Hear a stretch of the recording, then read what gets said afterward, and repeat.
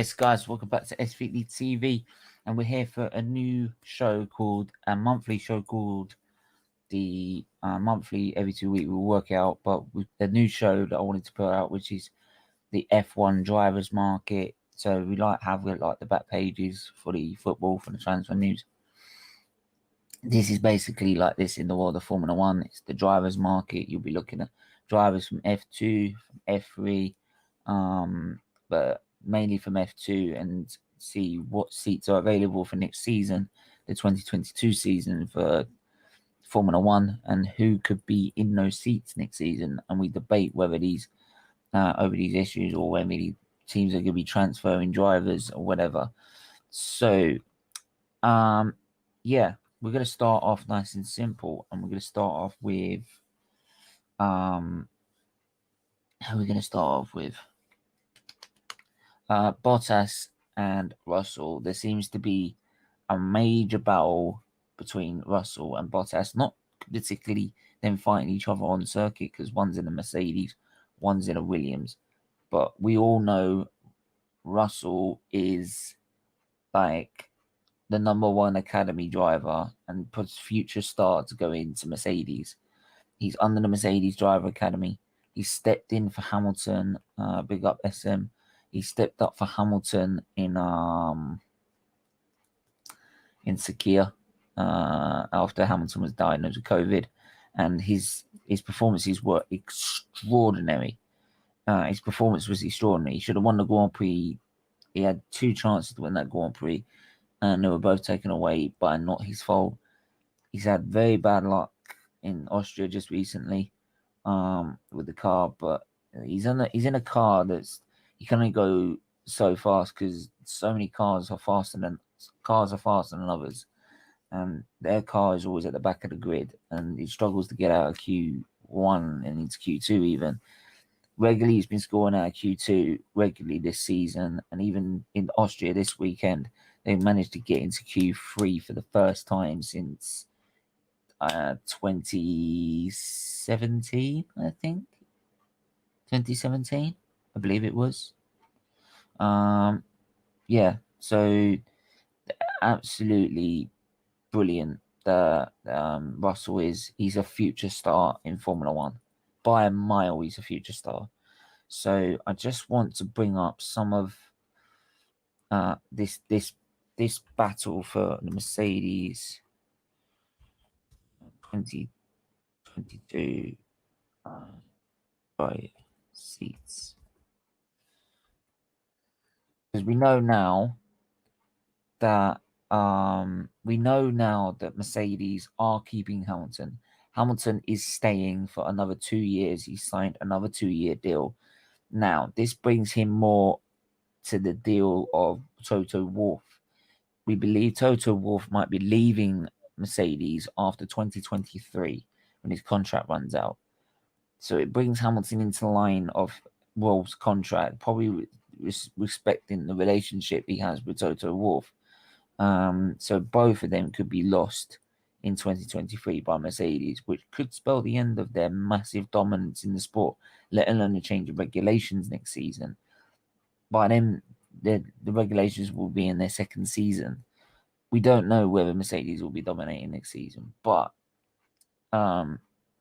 one thing's for sure is that there is a massive battle between George Russell and Valtteri Bottas. Everyone is talking about George Russell and his battle with Bottas because Bottas is not performing. He's being outdone by Perez, which is Verstappen's teammate, who's scoring now heavily. Bottas is not doing that. And we know when we saw in the Sakhir, Russell was far quicker in the race than Bottas, even overtook him on circuit after he ended up behind him. So, yeah, this, we just want to look. While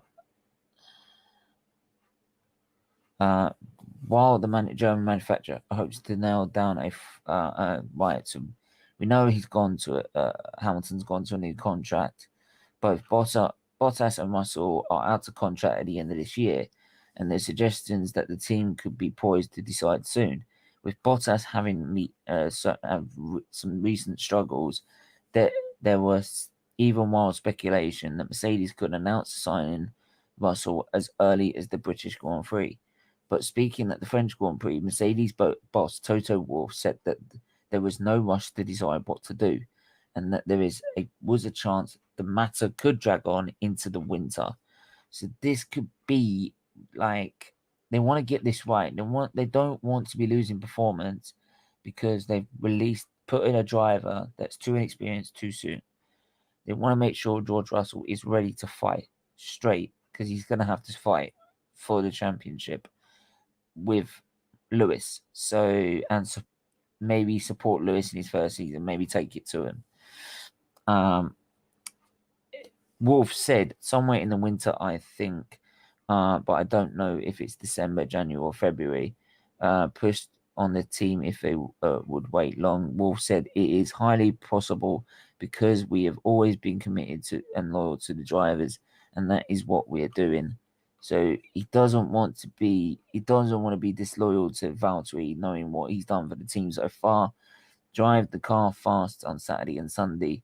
If he does, when asked about what Bottas had to do to stay at Mercedes, Wolff said, drive the car fast on Saturday and Sunday. If he does that, he puts himself in a very good situation in terms of next year. Wolff was also clear that the final decision would be based on ultimate performance, and there would be no temptation for Mercedes to make the switch purely for a change of lineup.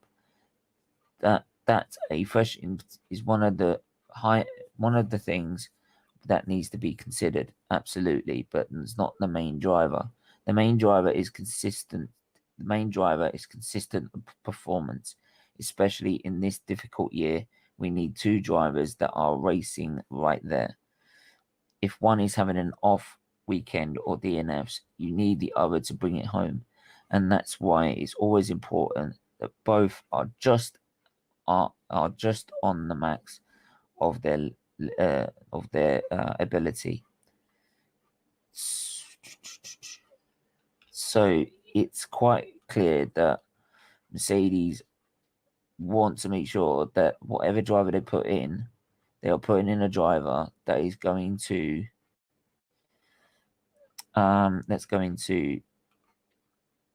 keep the performances to the highest level that they have been doing for so long. So they lose little performance because they've picked the wrong driver at the wrong time. Because, for example, Perez was doing so well in Sauber in 2012. He was then promoted. He was then brought into McLaren for 2013 after Hamilton left for Mercedes. He was poor. The car wasn't great, but he struggled a lot, and because of that, he ended up getting dropped before even he ended the. It was announced he was getting dropped by the end of the season, and luckily he found a driver for Force India. So, and it's now taken all this time to get back into a top team. So it shows how much it's vital. Also, not just for Mercedes, but for Russell as well. If Russell screws this up and gets his opportunity and screws it up, it's going to be so difficult for him to get back in another top team. So difficult. And you don't want to be ruining a driver like that. So, and then there's the relationship with Lewis. How are they going to rely with the relationship with Lewis? Lewis and Valtteri, as a partnership, has been working so well for so long. So long. So how is it going to work this season? We don't know. So how's it going to work if Lewis had Russell coming into the team? It's going to be a completely freshed up season, because all of a sudden you've got a driver that's far more competitive than Bottas is. He's got to push Hamilton to the limits, and I don't think it's going to be the same. Like, he earns the right to be the first driver because he's been faster in performances, because I think George Russell will match him in terms of speed. And if that's the case, then it's going to be an equal fight. Simple as that. So it's very, very difficult to tell.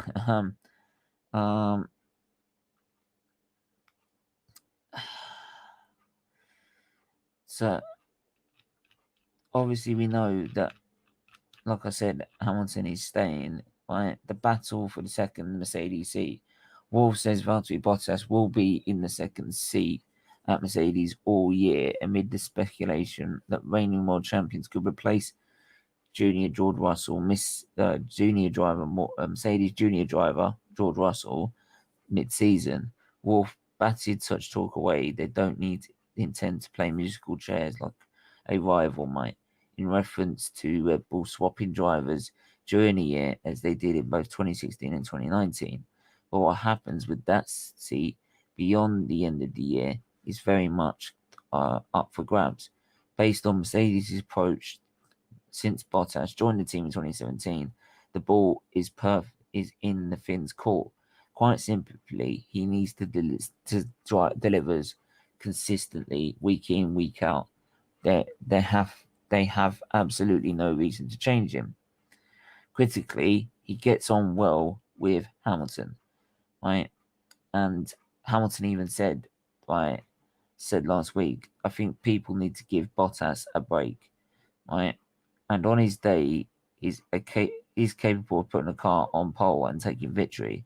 The trouble is that day hasn't been coming often enough for his liking, and with a raising threat from Red Bull, Mercedes needs the second car not only to score heavily for the Constructors' Championship, but also be high enough up the field to give them strategy options in the fight for victory.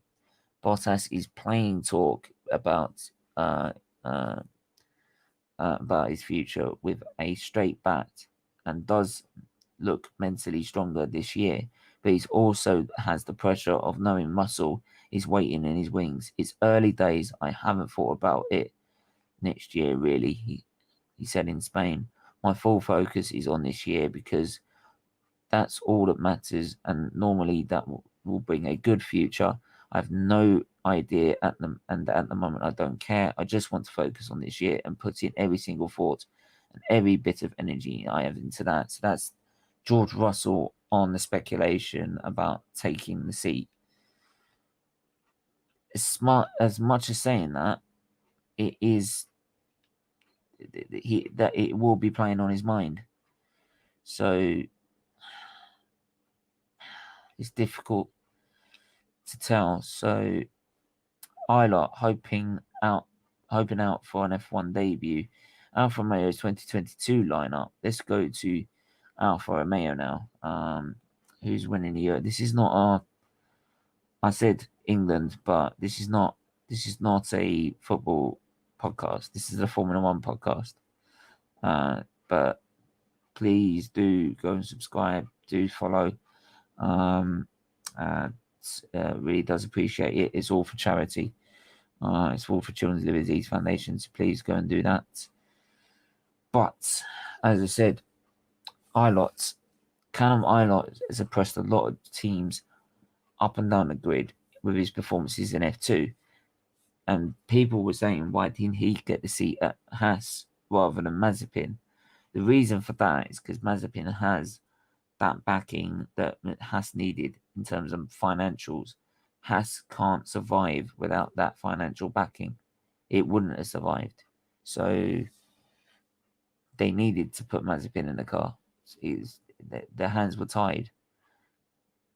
Alfa Romeo's 2022 lineup, though, for this upcoming season, is one of the most intriguing on the grid, with both Kimi Räikkönen and Daniel Giovinazzi's respective contracts up at the end of the year. One of those seats in recent years has been assigned to Ferrari to fill with a junior driver, with the Scuderia throwing its weight behind Giovinazzi for a third straight campaign. However, they also have Callum Ilott, Ferrari's test driver, in the frame, the Swiss team having an opportunity to elevate him closer through his reserve role that he shares with Kubica, and which include a series of F1 appearance, FP1, free practice one, FP1 mean what FP1 means, appearances this year,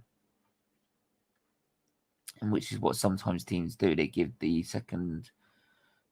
test drivers, which are usually the F2 drivers, a chance to run out an FP1 to see what their pace would be like in an F1 car. So, but obviously that depends on what programs they're running on. So it could be a different set of programs. It could be running a race program, so it might actually, the times don't look that great. When asked about Arnott's chances of stepping up into 2022, boss Fred Vasseur moved to put the brakes on the chatter about his drivers, saying, "Guys, we did 3 races in 2021. We will see in the course of the season. He will do some other FP1, and then we will decide for the drivers. But as we did in the past, we are used to taking the decisions by the last quarter of the season, and we won't do it before. That decision will also most certainly be linked to what the team will want to takes into 2022. Alfa Romeo sponsorship of the Sauber One team expiring at the end of the season. Will Alfa Romeo re-sign their branding and keep it Alfa Romeo, right? Or will it then be back to Sauber again? You have to ask the question to Alfa Romeo first, but we are in discussions for the future, and I think the brand and the name is the iconic one. It's an important name also for the group and the history of the brand. It's directly linked to brand is directly linked to Formula One, and I hope that it will be able to continue together. Which is true because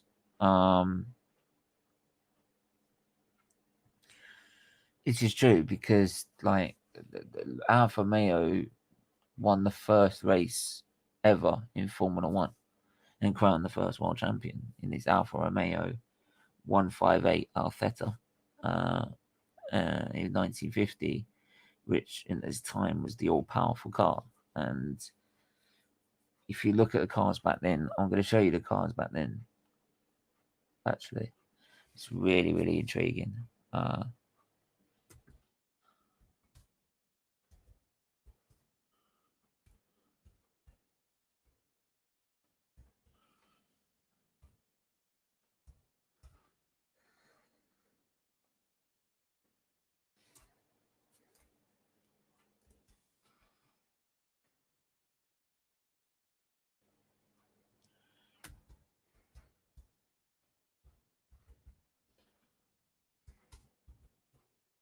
You should hit the like button and the subscribe button, please. It really does help.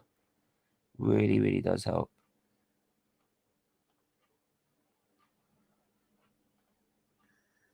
Really, really does help if you do that. Please, if you can hit the join button as well on YouTube, please join the membership. You're paying monthly to the charity as well. Right, a monthly fee. You've got loads of perks coming up, to help raise more money for the charity. To help give you some perks back. There's loads of stuff that the second level and the third level does. So go and check them out. Brilliant quality. Go check out our previous podcast just earlier, which was the Checker Flag Show. Adam from DNF1 Podcast was on again. Make sure to go check him out. His channel's brilliant.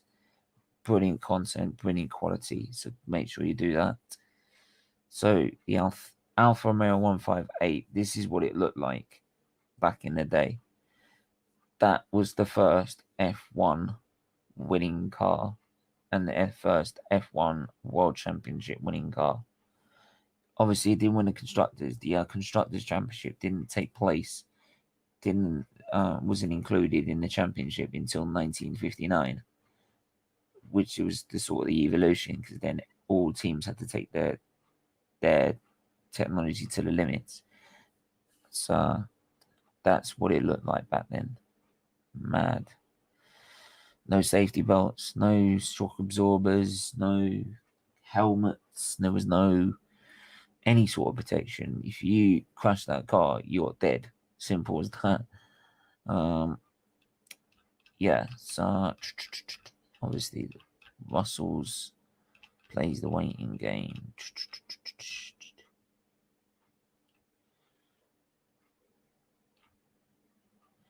Right, news. Let's try and get the latest.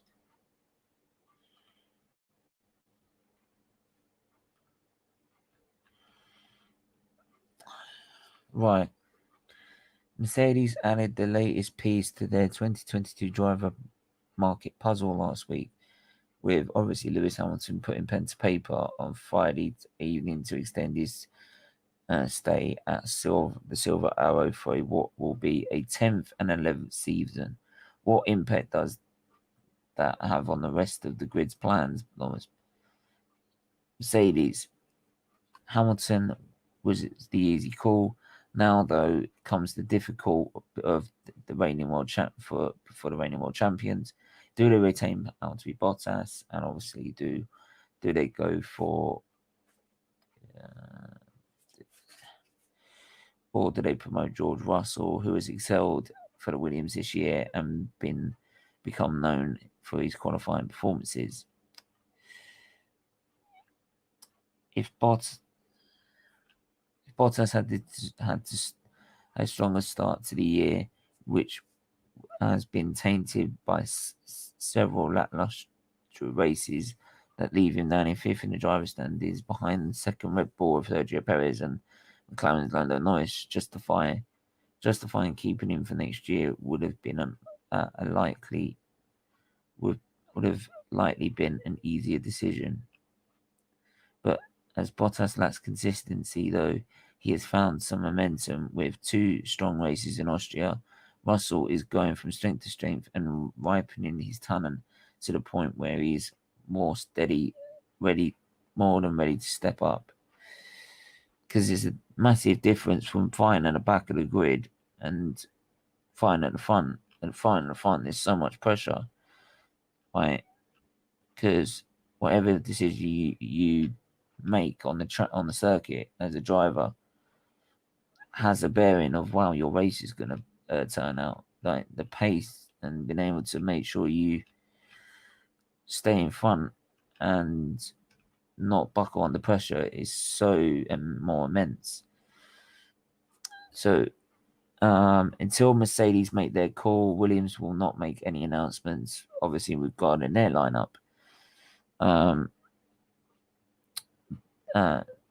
But whereas in other years they had a limited pool to choose from, this time they've had plenty of interest courtesy of their new owners' cash injection and the team turning their fortunes around on track. So this could mean, should Russell sign, the thing could well decide that a move back to the team where it all began for him in 2013 is sufficient, enticing and motivating. So it depends if he decides to go there or not. Should Pierre Gasly become a free agent, though, if Red Bull decide not to promote him back to the works team or to keep him around for Tauri, he would be interested too. F2 races, Dan Ticktum, a member of the Williams Academy, have been considered, but is thought to have dropped out of the running. Guanyin Zhou, who is leading the F2 Championship in a minute, is a possibility, but the chances are understood to be slim as it stands, and he is, of course, also currently tied to Alpine's driver academy, because all these drivers in F2 that have their own academies. They have the Ferrari Academy with Arlott and Schwartzman. They also have, like with Mick Schumacher, who's now at Haas, you have the Alpine Academy, which was the Renault Academy before. So you have Guanyin Zhou in there. I can't think. What's the other one? I can't think of.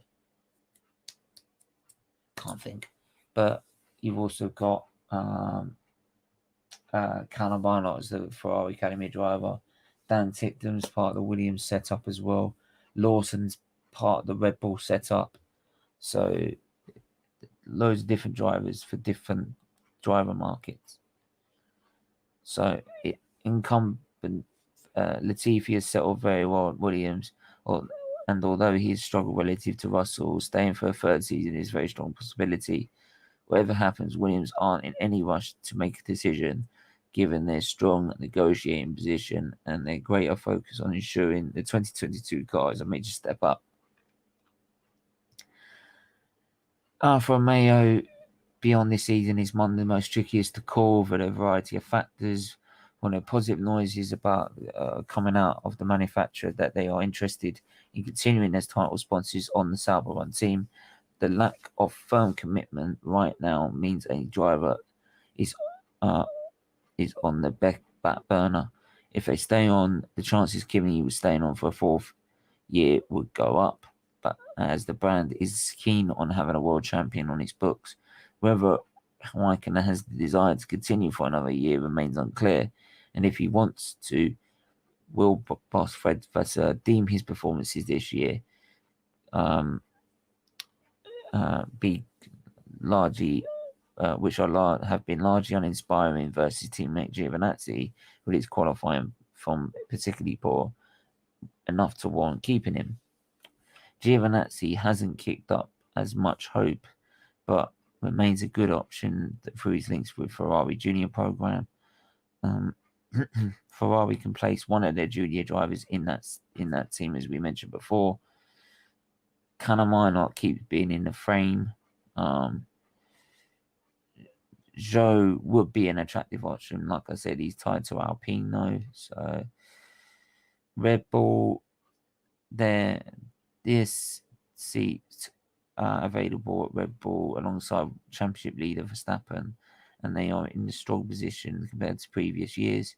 They could always re-promote Gasly, the Frenchman, who have been operating at the highest ever level on a ruthlessly constant basis this year, but the senior management seem reluctant to take this path. Yuki Tsunoda is showing signs at AlphaTauri he could be a star of the future, but he remains very raw, and promotion based on what we've seen so far would likely to be too soon and potentially damaging to his career.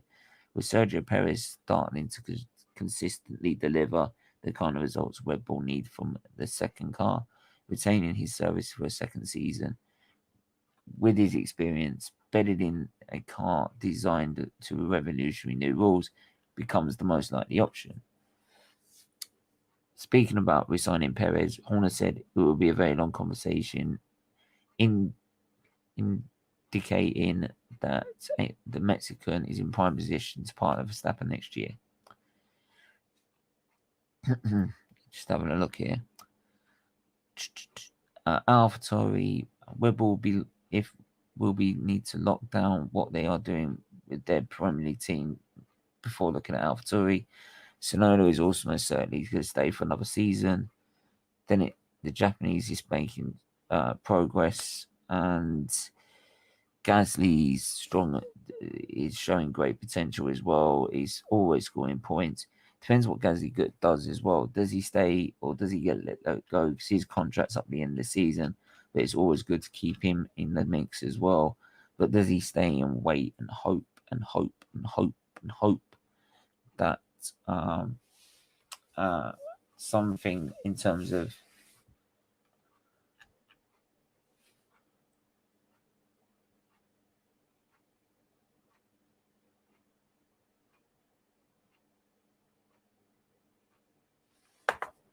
sorry.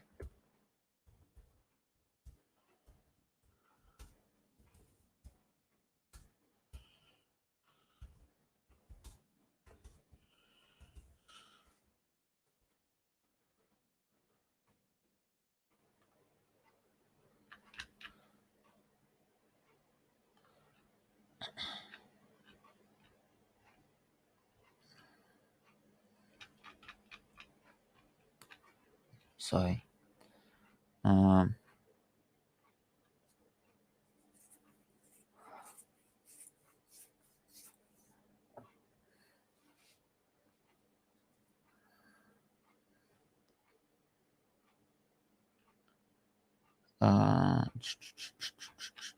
Is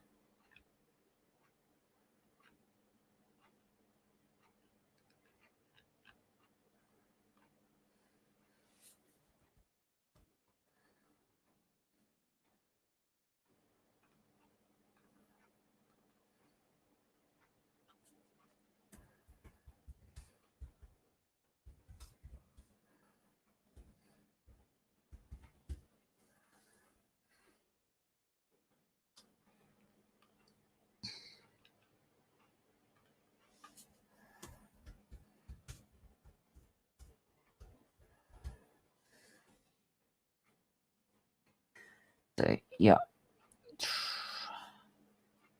So it depends what the driver market is going to be doing. It's just at the minute, it's just depending on the future races. Really, it depends what everyone's performances are like during who's doing well in F2, who's doing well in who's doing well in and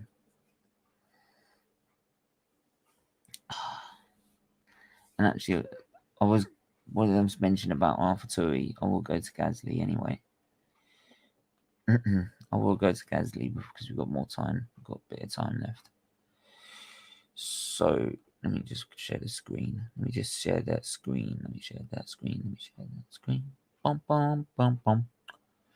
Share that screen. Make sure to hit the like button and subscribe button, please. Please do that now. It's really important you do. Gasly confirms he's received interest from other teams. I'm keen for talks over future with Marco. Right. Pierre Gasly is at a fork in the end of the road, or as the AlphaTauri said, he's been courted by our teams outside of the Red Bull family, but said that it's Red Bull's decision of what happened next. The Frenchman made his debut with Toro Rosso in 2017, was promoted to Red Bull at the start of 2019, and demoted in what were then called a shocking move back down to Toro Rosso from 2019, but for Belgian Grand Prix onwards.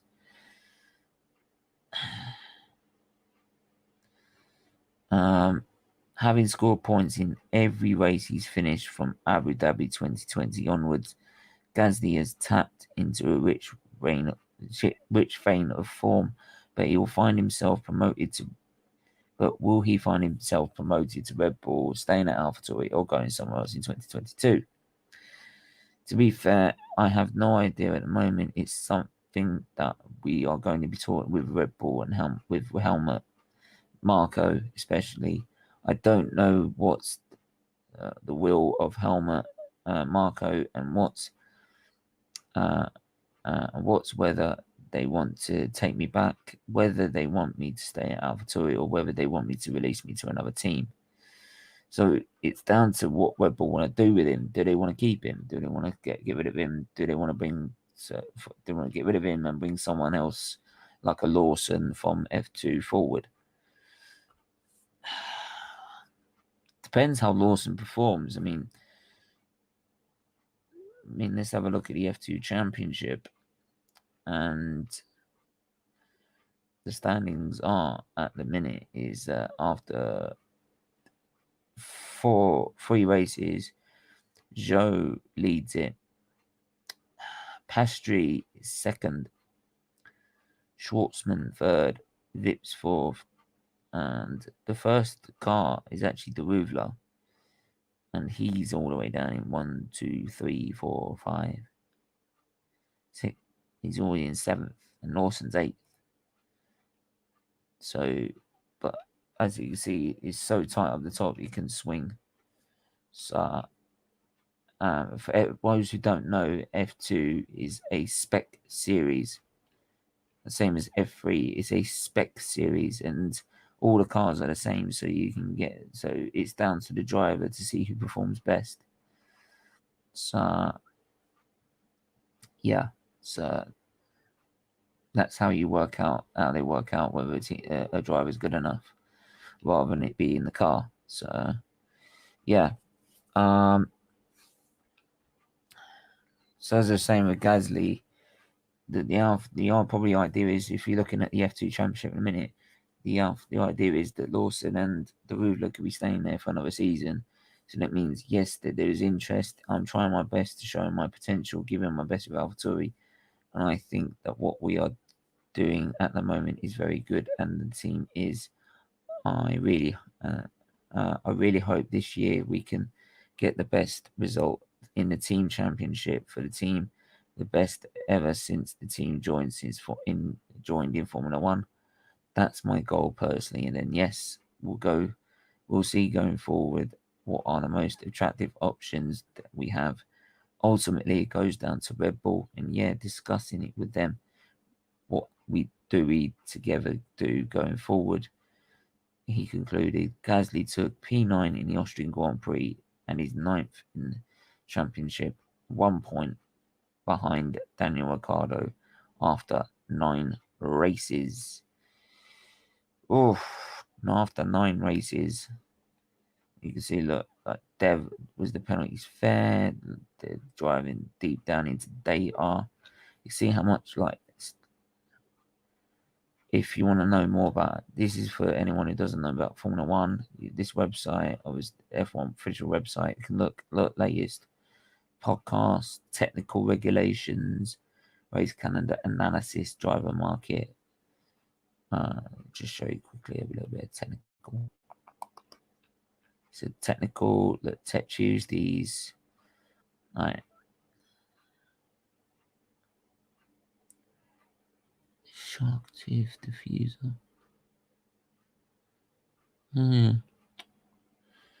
That's how they did it. So you can see like the little performances, gains people have been trying and doing.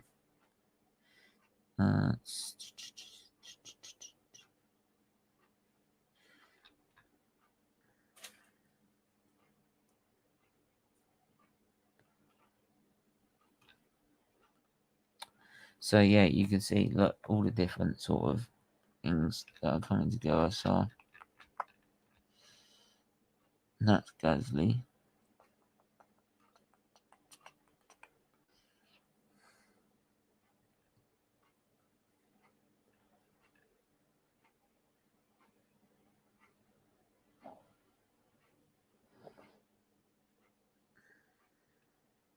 And quickly, as we said earlier before, and I've mentioned before, Esteban Ocon arrived at the French Grand Prix with a spring in his step after signing a contract with Alpine that will keep him until the squad at the squad until 2024. And Alpine CEO Laurent Rossi explained why issuing the young driver with such a long contract had been a no-brainer decision for him. Sorry, excuse me 2 secs.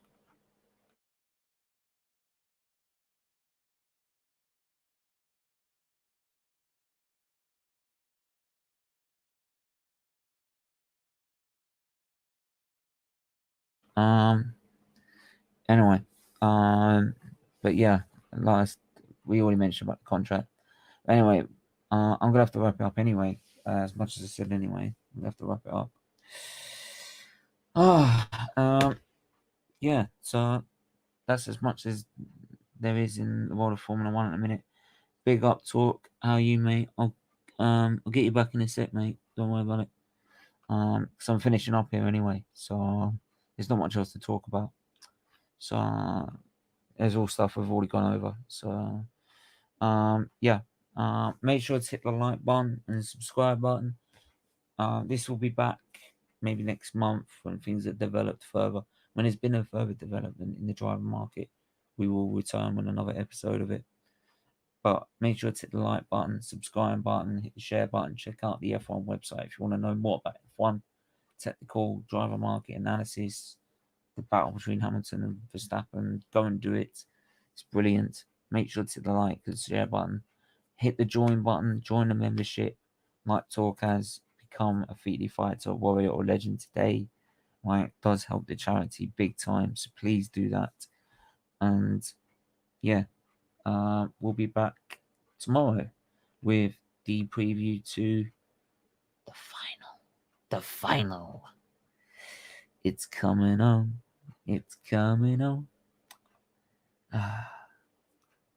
So again, bye bye.